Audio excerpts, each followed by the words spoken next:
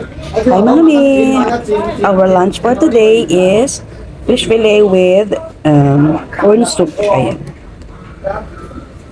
Ibang restaurant to, hindi ako pumunta doon sa restaurant ng kaibigan ko. Kasi maraming pila. So dito na lang muna ako kakain, and kung napapansin niyo sa boses natin ay masasabi talaga nating winter is officially officially here. Ganito na mga garalgal na mga boses kapag winter. Ayan ang ating lunch for today, isda na may mais. And finally, my favorite season is here. Malamig na sa Hong Kong, ang saya-saya ko. Mas gusto ko pang balot na balot kaysa mag-summer na gabi ang init-init.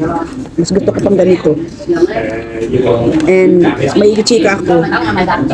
Ang dami kong singaw. Halos lahat dito may singaw ako. Pero sabi naman ng dentist, normal daw yun.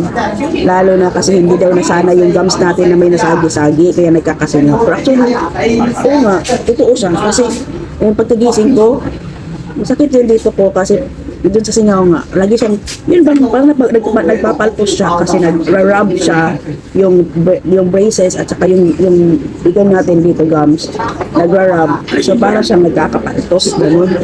Tapos ang hirap-hirap uminom.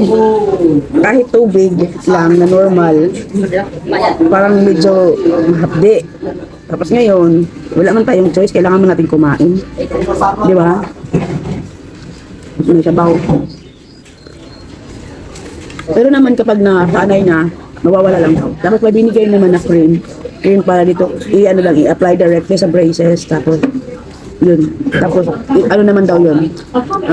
Pwede naman daw yung ingest. Or pwede naman daw yung makain. So, hindi mo lang nakakapulse. So, ayun. Kain na muna ako ng mami, ha? Ayun. So, ngayong winter season is daily na si Lola sa elderly center. So, magiging busy na ang lola niyo at ako dahil araw-araw na kami sa center.